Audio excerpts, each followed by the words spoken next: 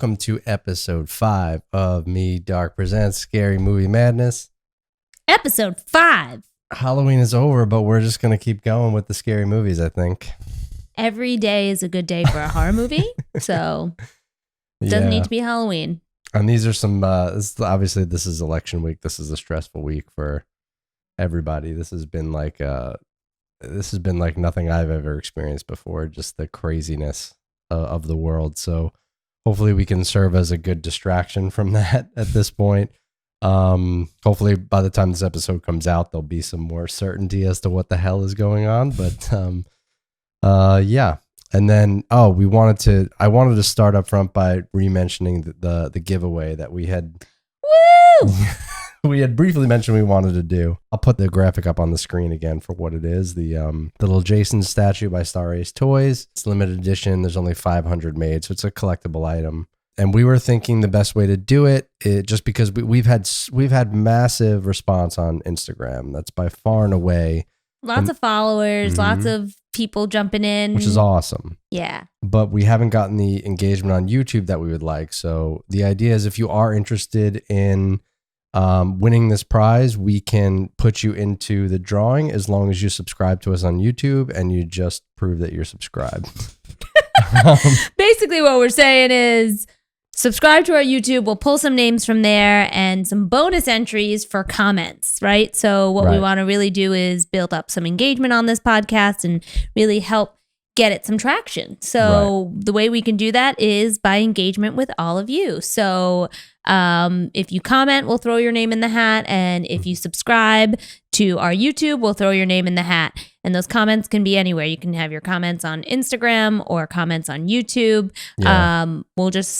Any interactive engagement via comments or subscribe, we'll throw you in. So we'll put full contest details on our page. Okay. And I think we're going to continue this all month long. So we'll probably announce the winner beginning of next month. Basically like an early holiday gift. Sure. And it's Thanksgiving, so... Happy Hallow Thanksmas. We're giving Happy Hallow Thanksmas. Perfect.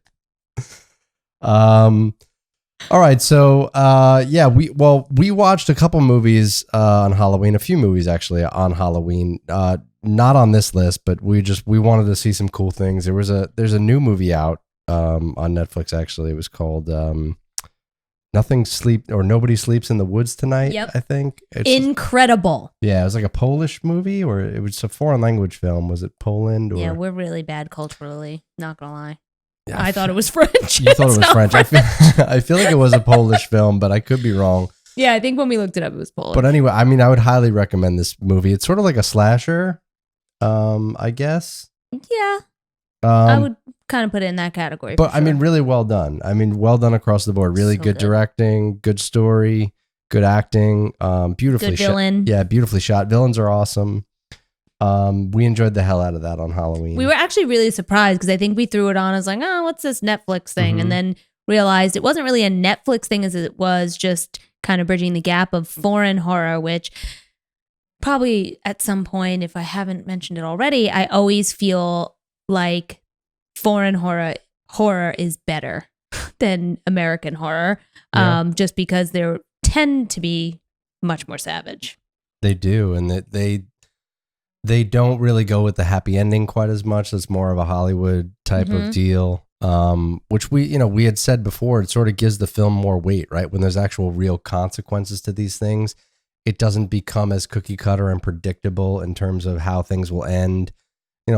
And the story flows better, right? Because a lot of times to make the champion female at the end, some ridiculous thing has to happen, and you're like, there's no way, no, she didn't get away from the crazy guy with a chainsaw. Or no, she didn't get away from this guy with a giant knife when there was nowhere to run. There's always some kind of quick save to get that person out so that they're the victorious one in the film. Mm-hmm. Usually that's lacking overseas. Well, it's interesting. As you're saying that, I'm thinking about it's true back then, even with Halloween and stuff like that. It was always like that. The female character is the one that sort of overtakes. Scream queens. Yeah, it overtakes the big bad at the end, or gets away from the big bad at the end. it sort of changed later on to be like a damsel in distress a little bit, where like they need help from outside male characters. Yeah, it's weird how they sort of got away from that formula a little bit. Maybe that's why I've always loved original horror, though, because I'm truly a independent woman, and I don't need no man to get me out of a situation. And I like to think that I'd fuck some shit up. I have no doubt that you would probably survive a horror movie, if for no other reason than you wouldn't make the bad decision in the first place to even be there. I'd be out. I mean, I would never be in it. Yeah, no, it's to the point where like if there's a spider in our basement, you'll avoid the basement or the shower. Remember that day I caught? So it's not even like if there was like a noise or something in the other room, there's no shot you're ever the one that's going to investigate it. No. That's the smart thing to do. No. Yeah, to not be the one. You always throw me to the wolves in that situation. So what we ended up doing was, now we have a new list of 10. Yep. So we're gonna bang through another list of 10 for the month of November, and then December I think we're gonna switch gears and do some Christmas movies, which will be fun. But are we doing Christmas horror, or are we doing are you trying to get into this Hallmark region? Because I don't know if our followers are into the Hardmark region. Most holiday movies are like Hallmark movies. No, I mean off the top of my head, I'm thinking like movies like Elf and things like that, like fun. All right, fine, Christmas. The good shit. Yeah, the good shit, the good Christmas stuff that everybody's going to be watching during Christmas, because we're going to be watching the Christmas movies around. All right, Christmas. maybe I'll pull it out on the Instagram and see how we feel. Now, I wouldn't be opposed to doing some Christmas horror stuff. I mean, obviously we did Black Christmas already, so I mean that's out. But you have like Gremlins is kind of a horror, and obviously it takes place during Christmas. I'm sure there's there's the Krampus movie, which would be a fun one to do. So maybe we'll switch it up. Yeah. But that'll be fun. So this list of top 10 is what you're calling exploitation horror. We didn't really know how to categorize it, but I think that makes sense the way you've done it. Yeah, I mean, exploitation covers so much, and I think we talked about this on the last episode, but exploitation can be just so much more horrifying because it's just meant to be real people in fucked up situations. Yeah. No other way to really put it. But there's definitely some elements of it that, depending on the film, like ones we're going to talk about today, there's some kind of like otherworldly content behind the story. But for the most part, it's about real people, situations that don't seem too far-fetched most times. Yeah, things that could actually potentially happen. Like what happens in a world of just crazy psychopathic people, you get exploitation horror. Yeah, you and I, we did bring it up at the end of last episode, but it didn't actually make the final cut of the episode. We had a lot of technical difficulties with that episode. So piss poor production. Yeah, I mean, before this setup, the way we were doing it was we would hook up your phone to your Apple Watch, and you would sort of, remotely record. And then I have the iPad that remotely records the audio separately. And your watch was sort of just stuck as on. And when you would move your wrist. It was a Halloween costume. No, it wasn't that. We had it perfect. And then somebody came and delivered a package to our door in the middle of the podcast. And we had to pause and restart because we're redoing our bathroom upstairs. So we have deliveries constantly. For some reason, they decided to deliver our toilet at like 9:30 at night. It was so late. Yeah. So we had to stop and start again. And when we started again, for whatever reason, the watch was just set to on and it was just zooming the camera lens in and out. Yep. And towards the end, it was so bad that I had to just like cut, a good chunk of the end off. So we didn't actually get to explain the exploitation thing. Well then great. I just re-explained it for you. And now we're all educated. As to what happened behind the scenes. And also exactly what we will consider exploitation horror. Sure. So, sure. Thanks a lot. Yeah. So the exploitation films, we've always agreed, are some of the scariest stories that we could watch unfold because they feel close to home. They feel like, if I wandered into the wrong place tomorrow, this could be me. Yeah. Again, the shit that can actually happen to you is what I think is actually scary. Supernatural is fun and all, but at the end of the day, it's like, I know that Freddy Krueger is not going to invade my dreams.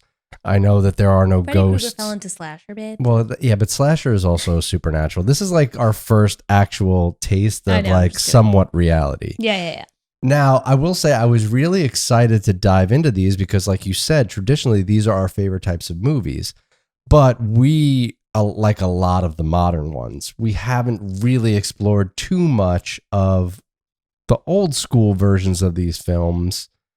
And two of the films on this list are remakes. I'm very familiar with the remake on one of them, which was excellent. So I was super excited to watch the original. So we're going to start with Last House on the Left, 1972. That excitement quickly dissipated, y'all. Yeah. So this is Wes Craven's directorial debut. And I was genuinely excited to watch this movie. Same. We were like, this is going to be great. Because I know the remake quite well, and the remake really disturbed me, and it really kind of shook me up the first time I watched it, because it does deal with some really sensitive visual matters of these young women being raped in the woods, which is, I mean, it's horrible in every aspect. It's horrendous, and this is what I mean when I say things that can actually happen. These are the things that really set off the nerves of fear and discomfort in me anyway. Yeah, I mean, you're just dealing with a bunch of like ex-convicts released from prison who are just savage wastes of life, essentially. That's the best way to describe these particular people. And, it's obviously very possible, especially like if you're someone like us, that I've been in and out of New York City a lot, right? And there's a lot of like seedy things that go on if you're in the wrong place at the wrong time, if you're in like any type of area like that. And in this case, that's kind of where this leads, right? That they go to the city. That's a scary place. And the parents. Well, it was then, yeah. And it is again now. But yes, it is again now. That. But let's. And so in this case, though, they start that entire story off, right, with that setting of like, she's in this quaint suburban town with her parents, and they're a happy little family, and they're so wholesome. And then they start randomly talking about their daughter's boobs being out, and we just kind of knew at that point that something about this film was going to be a mess. Yeah. The parents get on her about not wearing a bra. I guess she's going to a concert or something like that with her friend Lucy for her birthday. Yeah. So yeah, I guess it's not really clear where they live. I guess we assume that they live upstate somewhere. Like, is this meant to be New York? It looked like New York City. It just felt, again, maybe it was just, putting yourself generic, in that. Yeah. But they say the city. I mean, when people say the city, it's New York. So right away, this movie, well, like you said, it doesn't start in the city. It does start in this like kind of quaint suburban town, a very wholesome family. Her father's a doctor, they're pretty well off. She's definitely been sort of sheltered her whole life. She wants to, unwind and enjoy her birthday. But right away, the sound quality is kind of poor. There's multiple shots that are just out of focus. The whole thing feels really amateur. There's like hair on the film it's like hanging in the top through. And it like, in my mind, I was so confused because I'm like, Wes Craven directed this. And I guess I didn't realize it was his first movie ever. But it really feels like somebody that's almost never seen a movie before. Every scene, you were just going, where does this come from? Why did they cut here? Why is it this shot? What? This doesn't go together. Like, it felt so broken. Storyline wise. Oh, well, yeah. Well, your reference, visually. The editing. Remember, I was saying, like, who edited this movie? It just feels so disjointed. I just want to redo it. I said that. I was like, I just want to re-edit this film. I wanted to suck all the music out because the sound design in the music it's so poorly chosen. Like, all the music is almost comedic. It's not tense or suspenseful. It's really strange choices for the music throughout the whole movie. It's a mess. The best way to describe it. Yeah. The acting is very strange in this whole movie. The one thing about the acting that stands out to me the most is that there's no emotion. Literally, like, this is one of the most terrifying situations you can be in. And they're just like calmly there with like pained faces. That's it. That's the best way I can describe it, is that they're just kind of like making these faces like something's wrong, but no one's screaming. No one's going, no, don't do that to her. And no one's doing the like, leave us alone. Or when she like is gingerly running away. And it's like, no, just run. They're trying to do that thing where in their minds, they're thinking, okay, if I just do what they say, they'll eventually let me go. So I'm not going to put up a fight or a stink. So when they go to the city, they end up looking for drugs and they find Junior, who's just sitting on the corner, and he lures them inside, and they ultimately get captured by Junior's father, Krug, I think is his name. Which doesn't make sense. They look like they're the same age. Yeah, it doesn't really look like it's his dad. You pointed it out to me because I guess some dialogue referred to like that. His dad got him hooked on Yeah, it was heroin. over my head. I totally missed that connection. So it's Krug, Fred, and Sadie. There's, one of them is a woman, which, to Wes Craven's credit, that I think that's a nice touch to put a woman in the mix of this, especially when you have like sexual assault involved and putting a woman, putting a woman in that situation where she's helping these men sexually assault and abuse these two young women is, that really takes it up a notch. And not even that, but she's basically like shared between the men in the group. Yeah. So it just shows you just like how bizarre the entire scenario is, that this woman just is like, yeah, I'm into all this madness, this craziness, and it makes it more terrifying for sure. Yeah. So you get up to their apartment and it's sort of is it their apartment or I mean, it's supposed to be their apartment, I guess. It's a shit show. The whole place is a shit show. It's actually one of probably the better things they did in this film was how they outfitted that apartment. It does really look like a bunch of crackhead murderers live there for sure. Yeah, like people don't give a shit about quality of life, clearly. So, Krug is the leader. He's the big bad in this, and he is okay. He does seem like a guy you don't really want to mess with. There's nothing really over the top about anything they do. They are sort of just like matter of fact, like you're saying, like, oh yeah, this is what we're doing today. Like, it's not a big deal. We're just going to capture these young girls and we're going to torture them. Almost, it's as if they're ordering a pizza. Yeah. Like there's really no weight to it. It's just, because of that, it's sort of jarring as a viewer. Yeah. Right? Because you're like, how am I supposed to feel about this? Like, they're just so nonchalant about it. They just accept their fate from the moment they walked into the apartment and realized, right? Like, the minute the door closes, they're just like, oh. Yeah. All right, well, I guess this is what we're doing now. And then there's no struggle within the apartment even. No. Well, so this is where they sort of lost us because randomly they decide, let's put these women in the trunk and just drive them out into the middle of the woods. And I don't understand why. You have this private apartment where you could pretty much do whatever the hell you want. Nobody's going to stop you. Like, where were they I guess going? The thought process was, well, they're going to scream and someone's going to hear it. So let's do this somewhere else. Maybe. I guess that's the whole idea behind it. But what's so contrived is they end up in the middle of nowhere in the woods that just so happens to be across the street from where Mary lives. One of the young girls, one of the victims. One of the best coincidences of all time. Randomly end up back where they need to be. If you think about the odds of that, it's so far. Let's just go into the woods and we'll rape and kill these girls there. And you just so happen to go to one area of the woods that's across the street from where one of these girls lives. Yeah, no. That's the concept. It's just terrible writing. So they're in the woods now, and again, you get a lot more of this just uncomfortable interaction. And this is when the stuff starts to get a little uncomfortable here because now we're getting into the rape element, and they start stabbing Lucy and pulling off her clothes and making her friend pee herself. Right, she has to piss her pants, which is all the things this guy could think about. It was pee your pants.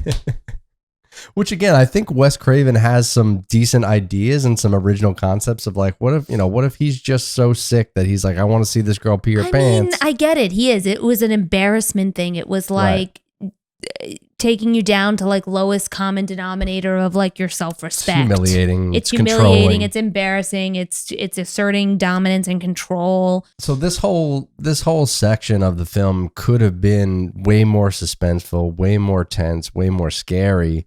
But you get these weird little sections of Lucy running away and getting captured, and there's this bad music playing, and then Mary runs away, and then they have to go capture her and chase after her, and the bad music again. And it's just, it goes on forever. And you're like, any kind of tension or buildup or suspense that could have led up to this horrific act is gone. When Mary is walking into the lake, and it's like, all she had to do was go under the water and swim. Mm-hmm. Never would see her, never would know which direction she went, and she could easily end up on the other side, far, far away from where they could catch her, knowing, as she knew, that she was on the other side of her house, right? Yeah. So like the most frustrating thing to me in that entire movie was that scene where she is so slowly walking into the lake and they are watching her. The whole thing's almost slow motion. Like he slowly pulls out the gun. He loads the bullet. He does this whole thing about let me aim the gun really slowly as she's just sort of sinking into the water and not really. I would have ran into that fucking lake for my life. Yeah, this is after you just got zoom down in, done, head first, Olympic diving level swimming. It's almost like she's resolved to the fact though that she's gonna die. It's over for. I mean, she just got raped. She knows that her friend's dead. You know, they cut off the friend's arm and they throw it on the floor. I mean, I think you're giving this film way too much credit to be like, your motivation in this scene is that you have lost all hope and you're just gonna don't get me wrong, fade away into the lake. No. It's super weird. Like all the choices are the choreograph of the scenes and the directing is just all it's super weird. It's so weird. The parents. No, I want to talk about the cops. God. Okay, because there's these two cops in this movie that are horrible at their job. What is and goofy. It's like a comedy duo. But this is a so common, like where they're like, "Oh, did you get the car? Oh no, I left the keys in it." In this case, it's you didn't get gas in the car, and it's like, what? This is like living 101. Like, I don't understand. This is living 101, having gas in your car? Yeah, like, I don't know, do you have food in your fridge? Like, it's just so stupid. On the list of things that you really is like the easy part of your job as a cop, because it's a hard job, but just making sure your gas tank is full is probably one of the easier. You have to be a complete fucking idiot to end up on E where your car doesn't drive anymore. But even outside of that, I mean, this guy has like Coke bottle glasses. He's at it, he's all out of shape. The other guy has an IQ of like 25. It's basically like a portrayal that like all cops are the dumbest walk of earth, the dumbest people walking the earth. Well, that's what's weird about it is just like he opts to go with like this goofy cop, like an Abbott and Costello act. Yes. As his cops in this. And I guess it's like, let me make these cops really incompetent so that way they don't actually catch the criminals. They can't actually do their job or prevent anything bad from happening. They're just sort of there because it's going to be weird if there's no cops involved. I actually think that there's a scene when they hear over the radio about the car identified by these ex-cons, right? Like, and they put the two and two together, that it's the car that they saw parked with the hood up and the trunk up, and we're just like, all right, we'll drive away today. So like they left knowing this car is just sitting outside with the hood and the trunk wide open and nobody around anywhere. Right. So they leave. They go back to the police station. They hear about this thing. And I think that they literally do the comedic like hand to the forehead like duh kind of notion. And you're like, oh my God, this is insufferable. They try to hitch a ride with that woman. Well, now you fast forward to they get in the car, to your point, drive back because they're trying to go back to the house where they saw the car. Right. And that's when they run out of gas like idiots. So then they're like, all right, we got to hoof it. But then they come across this woman who's like hauling chickens in a pickup truck. And she has like 4 teeth. And they can't actually fit in the back of the pickup truck. They can't go in the car. No. They also try to put them on the roof of the car as a result. So like now you have these 2 cops and this woman's like, yeah, you can ride on the roof. And they're like, all right. Yeah, she goes like, not gonna work. She tries to pull away and they just roll off the top of this roof. Like obviously that wasn't going to work. And it was like a comedy again. It was like, stop this. No one is this dumb. You and I laughed. I laughed so hard. But then she trolls them and she's like, how much you weigh? Oh yeah. And he's like 160. He's like, I'm like 180. And the guy looks at him and he's like, Yeah, right. 190. Yeah. And it's like, she's like, all right, well, that's like all the chickens in this truck. And so I am not taking them out of my truck. So you guys are shit out of luck. And at that point, then they try to just hijack someone else's car. They realize like the good old community policing isn't going to work. And they're just going to have to take somebody's vehicle against their will. Yeah, so they don't get there in time. No, they don't. The killer crew, Krug and his crew, they end up knocking on the door of the parents' house because their car is broken down. This is also insane that the family just lets these 4 different times creeps into their house, and we're just like, oh well, looks like you'll just have to stay here tonight. What? Yeah. Well, I mean, it is the middle of the night. They are sort of in this wooded area. There's nowhere really for them to go. I guess there's... Oh, that's right. I forgot. Is there something with their phone? They can't call anybody? Well, they knew that their phone was already dead for some reason. I feel like Krug and them, they cut the line. But he cut the line, but I think that the parents prior to that knew that the phone wasn't working, and then that their only car was taken by their daughter, to go to the city. Yeah, so they have no transportation. They have no nothing. They pretty much by default are just saying, we're going to be... Are they not neighbors? Well, yeah, they're just going to be good citizens and be like, let's let this really sketchy group of people stay in our home. Which, you know what? I'm not going to knock him too much for this. I buy it because I feel like her parents are a little naive. They do sort of live in this privileged existence in this safer part of town where, you know, they're the type of people that are just like, you know, they're neighborly and they're friendly because they've never really experienced anything like they're about to. You know, it's not like they've been part of this world where like they've experienced a ton of violence or bad shit has happened to them. They've been pretty sheltered and privileged. Yeah, but she's very visibly creeped out by them and still is like, I'll show you to your rooms. And she's like doing this, like, like there's a very particular scene that I see in my head where she is obviously disgusted by these people. Well, they're shady looking people. Yeah. So it's like, sorry, you're shit out of luck, bitch. Go back to your car and sleep there tonight. No. So they end up putting 2 and 2 together that, you know, obviously this whole time their daughter has not come home from this concert and from her birthday celebration with her friend. And the police are like, she's just out having fun and rebelling. She'll be fine. But obviously they know something's wrong, and they end up putting 2 and 2 together. The thing that really tips her off is when she sees the necklace that her daughter gave. The necklace, I forgot about that. He's in the bathroom like puking or whatever from his Junior, yeah. Junior's puking from his withdrawals, and she notices the necklace, and then she puts it all together, and they go on the hunt in the woods in the middle of the night. Which is odd. I don't know why that'd be your first instinct. Would be like, you know what? Maybe she's right outside. Maybe she's in the woods. Yeah. And then not only that, but they figure, okay, the car's parked outside. Maybe, you know, they came over here to rob us or something like you're saying, and she could be close by. So there's logic there. Right. They do find her, and they find her dead. And to your point earlier, the acting, they don't really get emotional about it or react in a way that you'd expect. Parents who just found their daughter dead by the creek. Yeah. Who reacts this? It's almost no reaction. The immediate reaction is, let's just go get revenge on these fucks. Not, let me go grieve the fact that my daughter is lying dead in front. No, nothing? No. So there's a few things I have wrong with this. One, I'm pretty positive that she was out of the water because when she's she's dry, right? So it's not even like they tried to just make it that they found her.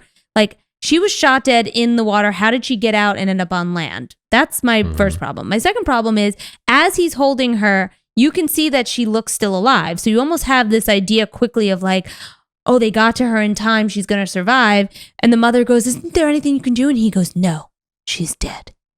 Yeah. And that's it.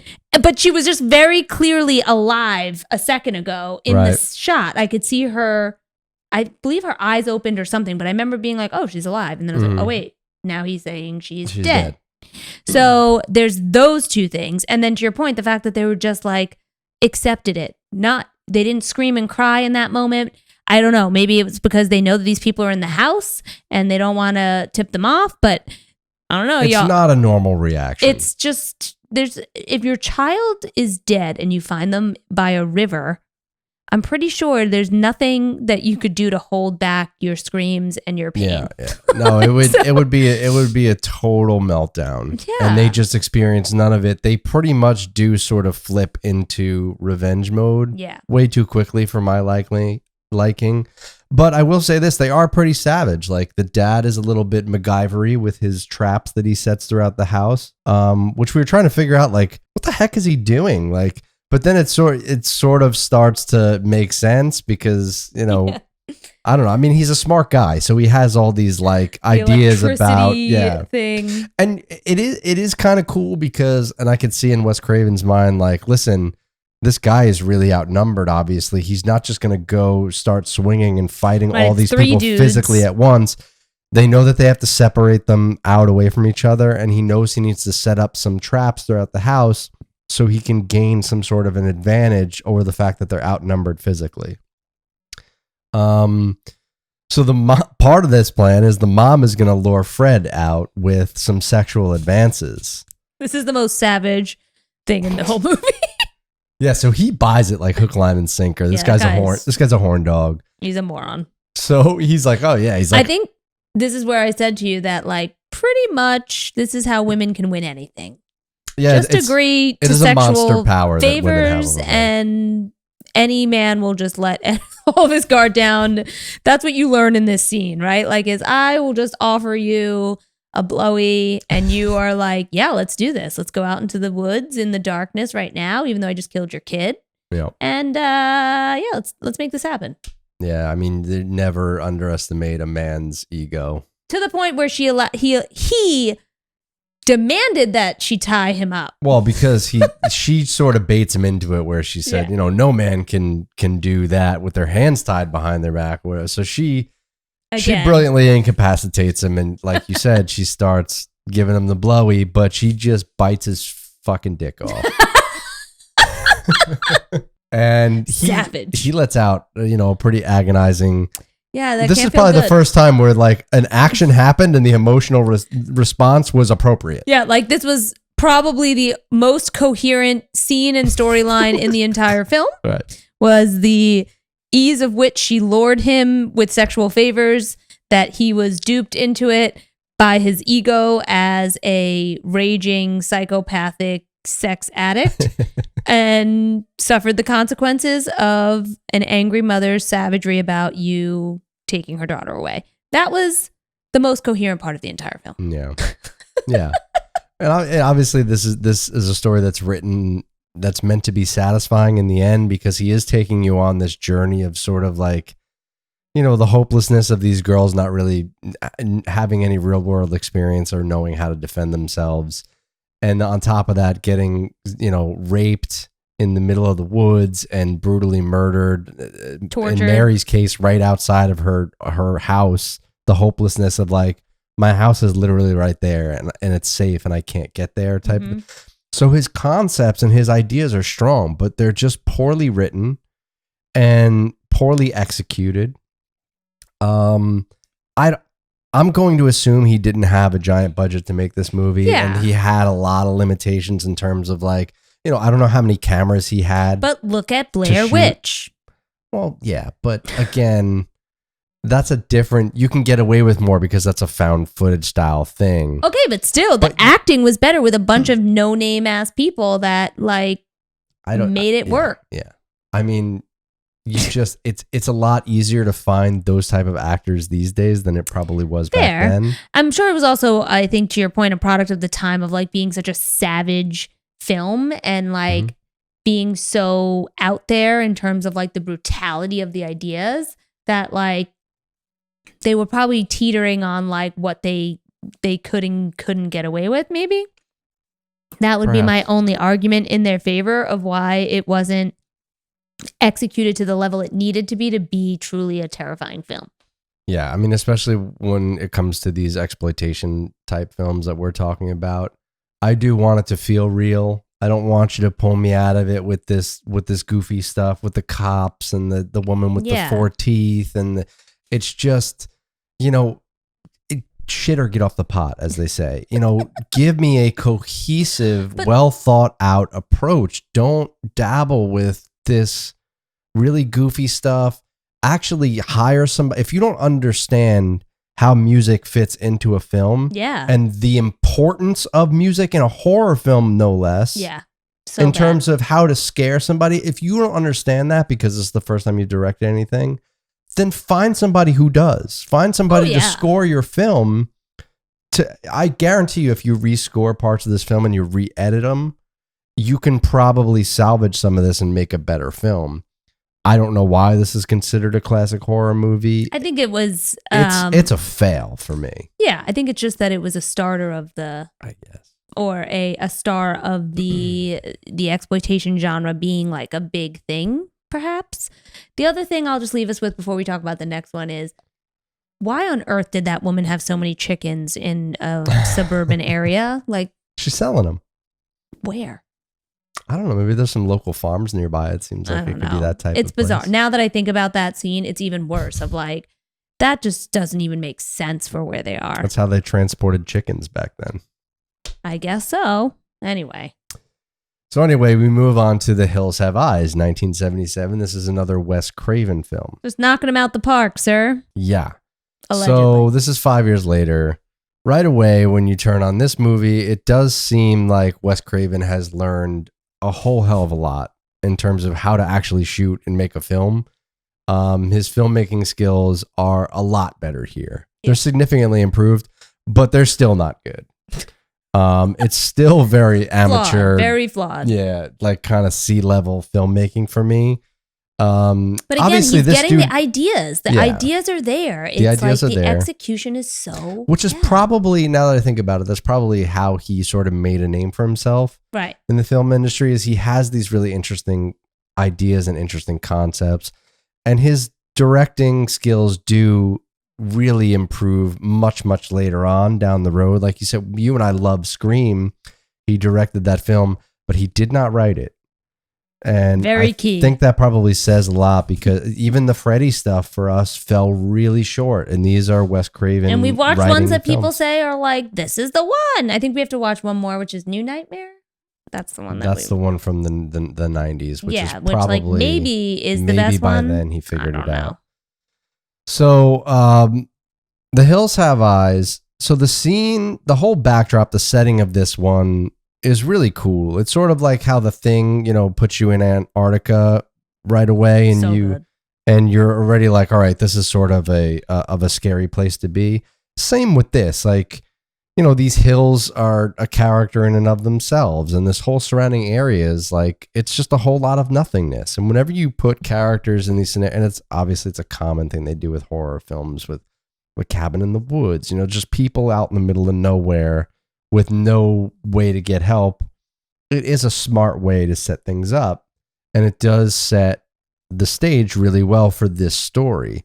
So you have this family going on vacation. Well, they're driving to California. They end up in like this weird spot. They're kind of in the middle of nowhere, where there's this one like random gas station that they come upon, and this guy Fred runs it. He's sort of a character in and of himself. He's like a really old guy. He's running this place by himself, and they drive away. He warns them before they drive away, stay on the main road. I mean, listen, I drove to California from New York. I did this. Route 66 has some sketchy ass areas, and that is all I'm going to say about that. So when I watch this movie and I see them stumble upon that, like, I remember driving through roads that look just like that. Yeah. And they go on forever. And luckily, I did it in a time where I have a cell phone. And so if something did happen, I'm going to be all right. But take that away.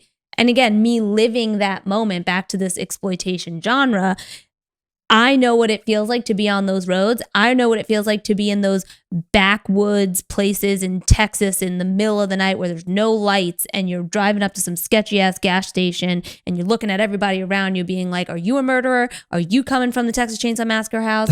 That's what it feels like. So that part of this movie, I'm totally okay with. Yeah. I think the shop he was in is like exaggeratedly run down, where it's like, you could have at least made this like a legit. See, I did. Okay. I have a problem with that. But it all worked in that sense of like, we're on the back roads avoiding traffic kind of thing. They don't have GPS. They just have a shitty map. Like, that's it. Yeah, so I don't remember how they end up going so off road. Is it that the dad looks at the map or something and sees a shortcut? He just ignores Fred's, I think he was Fred's just warning. Yeah, I think it was just that like they were looking at the map and then they veer off the road from the jets overhead, right? So the jets overhead start scaring the shit out of them. This is so bizarre. This guy's an FBI detective. But again, the jets, they don't come until they're off road. So what happens is because they veer into this, it's like this military testing site. It's like this jet engine testing site. Yep. So they end up off road and there's these jets flying overhead because they're doing this this military testing for these jets or whatever. And for some reason, like, this scares the crap out of Bob to the point where, like, it forces him to crash his whole truck and his trailer. Yep. And I didn't understand. I'm like, it's just jets. Like, why are you freaking out? Like, slamming on the gas, not being, like, completely losing control of your car just because some jets are flying overhead. He loses his absolute shit. And they crash. Obviously, they get a flat. They're stranded. And I'm just going, like, what even was that? Like, why? I mean, even reading the plot on it, they don't go into detail more so than that they veer off the road and crash. So it is that they veer off the road from those planes and they crash. I'm telling you. So it just seems to me like if they were staying on the main road, then they would have never come upon this off-road scenario where these jets are flying overhead. He just decided that this is what they're going to do. Or maybe I missed something with the map. It didn't flow very well for me. I didn't understand what I was looking at. Yeah, I mean, it's supposed to, at the end of the day, it's like a series of unfortunate events that lead them to this shitty place. Yeah, so they get stranded in the middle of nowhere. Yep. And then Bob, the dad, and Doug, the son-in-law, they decide, all right, we're going to go off in different directions because according to the map, there's something 6 miles out that we may be able to get help. Bob's going to go all the way back 15 miles back. He's going to walk back to the gas station with a heart condition where Fred is. As an overweight and older man. In the middle of the movie, we're like, how long would it take? In the desert of Nevada. A 65-year-old man to walk 15 miles. And we're like, it would take like 7 hours. Yeah, we were walking through the idea of like, all right, a fast athlete runs a mile in what? Well, I looked up 6 minutes. I looked up the walking time of a mile. Yeah. And then they had it like a breakdown by like age. Like how long would it take like a 65-year-old man? It was like 28 minutes roughly to walk 1 mile. 5 times by 15. Yeah, you calculate it out. It's like it's over 7 hours. And I'm thinking to myself, like, by the time he gets there and gets to Fred, like, it's going to be like 1 or 2 a.m. Like, it was literally more likely that they just sit there and wait for a passerby. Yeah. Well, there was nobody passing by these hills. I mean, they're in some rough terrain here. Yeah. I mean, it is very, like, when you crash here, it is very much desperation mode. I would have freaked out. Like, I would have lost my cool immediately. And I'm somebody that is usually pretty patient and pretty calm. But in this scenario, I'm on my way to vacation with my family. I'm not in that mindset of like survival. I'm in that mindset of like, I can't wait to get to where I'm going to be and enjoy myself. And to have it derail like this with these scary ass hills around me and these jets flying overhead and crap, I would lose my shit right away. I mean, how fucking lucky are we that AAA and you know, car service is a modern convenience, is a phone call away. Yeah. Which is always, it's always baffling to me. It's like we've never been more coddled and more safe and more able to just get ourselves out of all of these kind of scenarios than we are now. And people act like the world is this extremely scary, horrible place. Like, I can't help but laugh. It's like, you have no idea what it would have been like in like the 60s or 70s. Yeah, that's why serial killers and all that shit really ramped up then as we started to like have more access to TV and more access to like media reports and things like that. You just got news faster, right? I think people have just they're totally desensitized to how much things have drastically changed with the invention of the internet and smartphones. You don't even have to go back that far. Go back 25 years to episodes of Seinfeld. Yeah. right? And break down some of the problems that they had in Seinfeld, like these comedic situations that would never apply today, just simply because you just give one of the characters a cell phone and none of the shenanigans unfolds the way it does, because it's just like, I'll just text him. Yeah. Oh, here we go. And it's problem solved. But it kind of makes you miss it, right? Of like course. of like everything is just so easy now. Mhm. It can be so simple. So it's like stuff like this though is still terrifying in the sense of like, well, there could be no cell service signal, right? Yeah, and You're in this I've never weird seen the spot. modern version of this film, so I don't know exactly how they treat it, but I would assume it would be something like no cell signal. Yeah. I'd be interested to go and watch the remake of this because I do really like the modern version of Last House on the Left. So I'm wondering if maybe the newer version of Hills Have Eyes would do it for me. Yeah. Because I do, again, I like some of the ideas that Wes Craven has here. I think maybe he's limited by his experience, his inexperience here, probably his budget. Mhm. He's limited by the actors that he has. He's limited by a ton of things here that could drastically be improved in the modern version. Yep. I think acting as a whole is dramatically improved in this film from Last House on the Left. There was really nowhere to go but up. Yep. I mean, it wasn't like it could be any worse.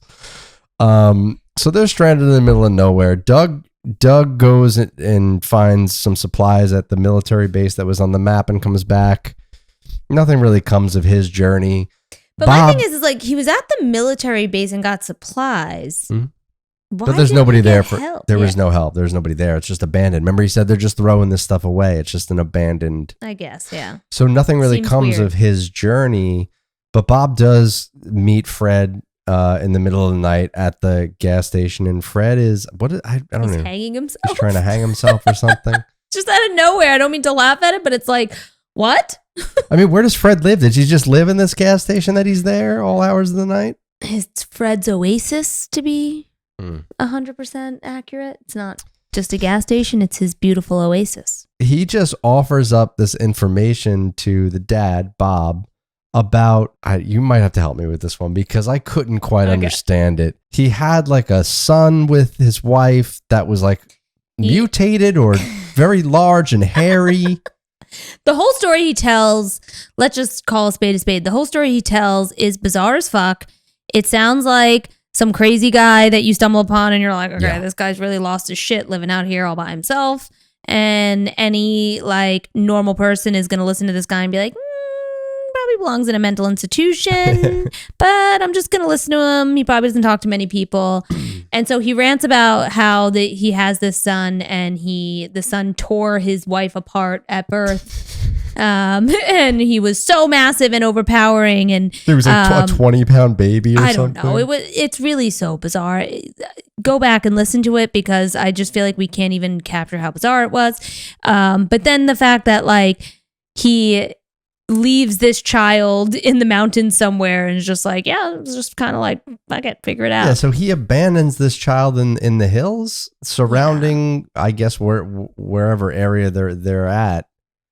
And the way he describes it is like you expect it to be like this giant man, you know, with I all expect these him a monster. deformities and hair. Yeah, you expect him to kind of look like Back a to monster. that movie we were talking about earlier, the No One Sleeps in the Woods Tonight. Like You kind of that expected fucking character there is more of what I expected to see in the 100%. hills than what I saw. I just saw a 100%. bunch of people in bad Party City costumes with their teeth painted black, and that was what you were calling some, savage inbred family in the mountains. I 100% agree. Yes, the Nobody Sleeps in the Woods Tonight character. Those Incredible. monsters are what you should have seen in The Hills Have Eyes. You don't get anything close to that. Yeah, so there's some activity around the gas station. There's somebody there that's about to do some harm, and it spooks Bob, and he tries to run back. Let me run away. I'm going to run all the way back. 15 miles Yeah, this with my 60 heart condition. The 60-something-year-old man with a heart condition, he ends up just falling down, He collapses. needed at least 14 hours to get there and back. 14 hours. That's almost the whole day. Well, I guess the thought was when I get there, I can maybe procure a vehicle of some Right. sort. I mean, that's what we said. Like, all right. and if I it guess does there take was him- no vehicle. Like No, because remember before he leaves, his truck gets blown up when Oh, the okay, family is there. So it's like Fred couldn't even help because his truck was blown up. yeah.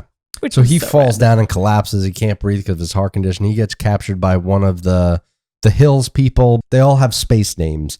It's Jupiter, Mars, Pluto. It's just like, but then did Ruby, a 12-year-old come up with this? Yeah, then Ruby is the one girl who wants out of the inbred family in the mountains, and that's where the opening came from, right? Because Ruby is there with Fred and his oasis, and she wants to stay there, and he's telling her she can't because they'll come for him. That's when the truck gets blown up because they're there and they blow up the truck. But then Ruby goes back to her family in the hills. Fred tries to hang himself. The dad goes running back to his family, and the planetary alignment. I don't know. I couldn't follow the relations of all of them. They're just like just an inbred a bunch of like inbred hick people. A bunch of inbred hick people in some Party City costumes. So it's not really clear how they're able to get back to. I don't know how Mars and whoever, is Pluto with them? I don't even remember. How did they get Bob back to the family? Because eventually they do get back there. This is obviously 15 miles. Like they don't have a vehicle. This is the thing that doesn't make sense to me. It's a giant distance between. Yeah, why are we casually making 15 miles like a hop, skip, and a jump? Like these this people is clearly a day. don't have a vehicle to get there, nor would they even be able to drive. They've lived in the hills their whole fucking life. Do they have a fucking bike? Like, I don't understand. It's just a weird plot hole. It's just a contrived thing. Yeah, I hate it. And again, this is where it like annoys me because then when I'm sitting there watching these movies like this and you recognize those types of major gaps of like, these are hills people that are somehow jumping 15 miles in time and like nobody's worried about how long that took. And then now they do it, but they're also carrying some, knocked out overweight man and doing it. So like all of that is broken, but let's just skip over it for the sake of. So back at the camp, so they have these two dogs with them.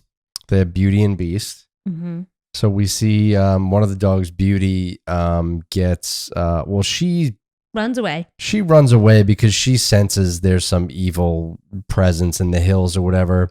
She gets killed by one of them. I don't remember. Almost immediately. Yeah.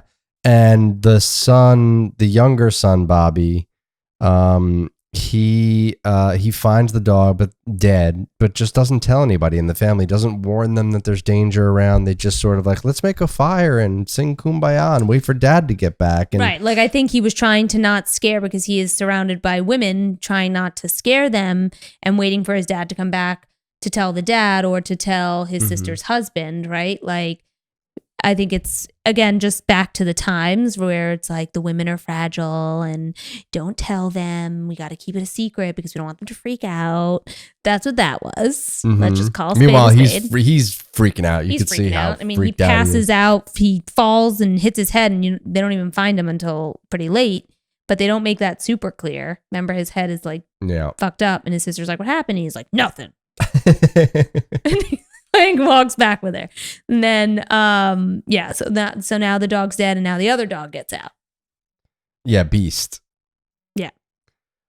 I mean, ultimately, there's a lot of this back and forth of them investigating the hills and hearing noises and them getting fucked with, and then there's scenes of you get some shots of the inbred hill family people doing their thing and whatever. It was just like.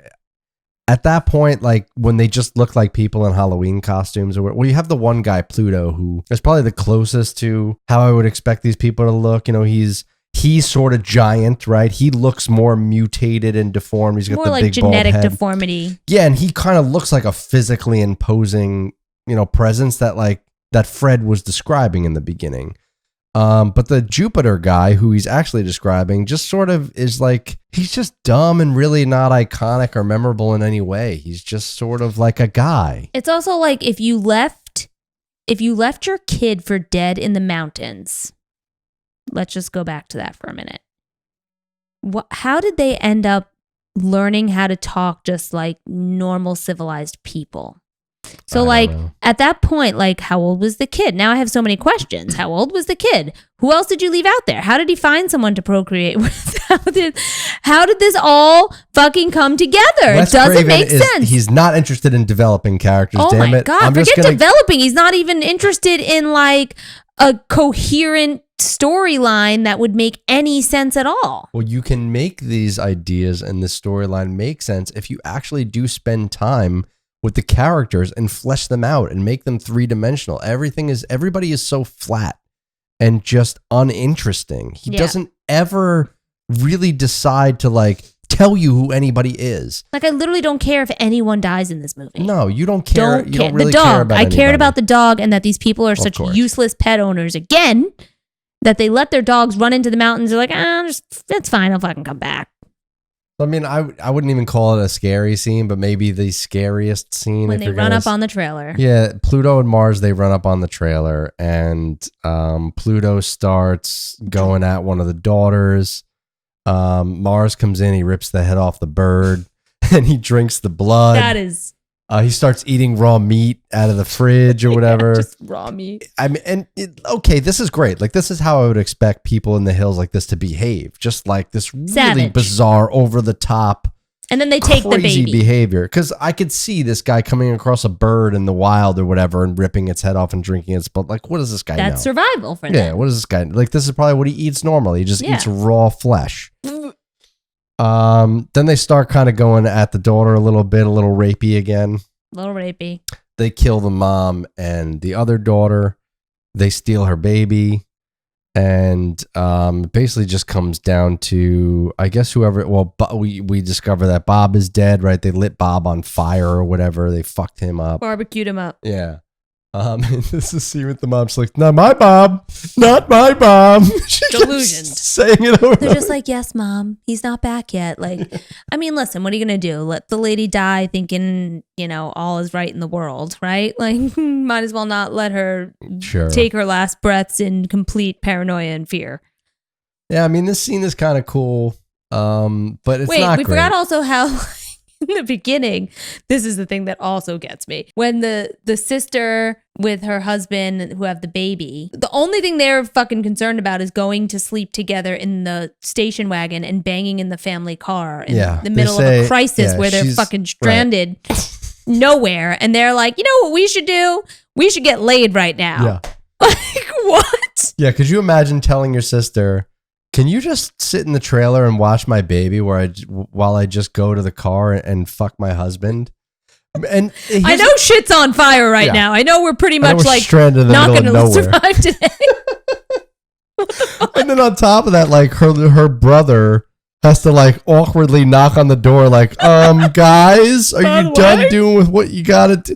Could you imagine? Oh my God, no! The fuck? There's no hiding. There's no, like, your family's right there. The car's literally attached to the trailer. Everyone's going to hear you. Bizarre. The whole thing is fucking weird. Yeah. But that just came to No, I'm glad you brought it up because I totally forgot that was part of that whole sequence of events of the trailer and everything. I'm just going to bed. Come on. It's time. And it's like, she's not going to bed. They make that very clear. It's just weird.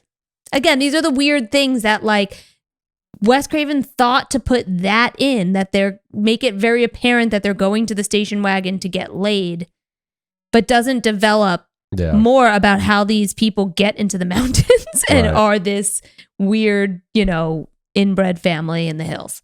Yeah. I mean, you only have so much time in a film. You might as well spend it making the audience actually care about your characters and getting to know your characters, because your characters are the driving force of the film. If you don't have well fleshed out, solid characters, you don't have a film. Yeah. I mean, it's unfortunate, but it still ends up better than Last House on the Left. It is better than Last House on the Left. Last House on the Left, and I'm going to make this prediction again, and we made it about Poltergeist, and we were wrong. Ugh. I cannot see how that movie is not dead last on this list. But again, we really haven't seen almost any of the movies on this list. We've seen a couple. We've seen maybe a couple, but the majority of them... Not recent, though. Majority of them were just going off of recommendations or things that we read about in terms that, okay, this falls into exploitation film and it's still 20th century. Yeah. Because we could make a modern list of exploitation super easy and it's all amazing shit. Oh my God, there's so many that I want to talk about, but we got to wait. But this is still fun because of the ones that we have seen, it's been a long time since we've seen them, right? And so, like, one of the things that this podcast was kind of birthed out of the idea from is that like there's so many movies out there that we remember watching back in the day and we're like, oh, I love that, let's watch it again, and then we're like, shit, this is awful. Yeah. And so maybe that makes this podcast a little funnier when we hate it. I think it does probably. but it's also fun to talk about the ones that we do like and why they're so good, because we always hope that they're ones that maybe people listening haven't seen and have written off, like the one that we talked about earlier from Netflix. We didn't know about that. We just stumbled on it and we're like, other people need to stumble on this too. Yes. I don't think there's anything really more to say about this film other than the really weird way that it ends. It just sort of, it comes down to Doug versus Jupiter, and Ruby helps him out and he ends up stabbing the crap out of Jupiter to kill him. And it just goes to the end. I think it like cuts to like red screen or something like that. No, it literally says the end. The end. Yeah. I think there's like a freeze frame of like Doug with the blade, and then it's just like the end, and we're just like, no, that's it. Nothing says I don't know what the fuck I'm doing, like ending your film with a slide that says the end. That's insane. Like some shit from silent movie eras where they're like, we're just gonna stand here and dance around with no sound like this, and then we're gonna go like this, and then we're gonna say the end. That's pretty much what this was. Like, no, that's the laziest shit you could have possibly done. Based on these two films, which I guess are considered classic horror films for Wes Craven, based on A Nightmare on Elm Street and how atrocious that series might be our worst has been for us this so far, I no longer consider this man one of the premier actors or directors in Hollywood. I was going to say, Wes Craven, you might be one of the worst in the genre. Especially putting him up against, monsters like Hitchcock and John Carpenter and these people. I mean, you're not even in the ballpark of these people. You're not even, when it comes to, if you're just comparing him to John Carpenter is light years beyond anything Wes Craven could ever imagine being. He was forward thinking and careful with his execution. He's a master filmmaker. Yes. Master. But I'm saying like he was forward thinking with the execution piece. Yes. That's the problem, is I think Wes Craven was forward thinking. He was thinking about things that had not yet been done in the storyline, but he was just so fucking bad at bringing his vision to life. Like, these movies are just fucking terrible. They're terribly, like, I want to be scared of them, but then you just laugh. There's so many elements that make you laugh in not a purposeful way. My goodness. It's just sad. But maybe we'll be wrong. Maybe there'll be some point in the things that we watch where there'll be a closer timeline to Scream where it was good. Yeah, maybe. And then maybe there's some things in the middle that we're missing. I don't know. Possibly, but I mean, based off of this, which I guess is considered like his core work, it's not looking good. It's not looking great at all. So we'll wrap it up here. Again, if you're listening to this, you enjoy it, you're watching this, whatever, please like, subscribe, rate, review if you can. It does give us some legitimacy.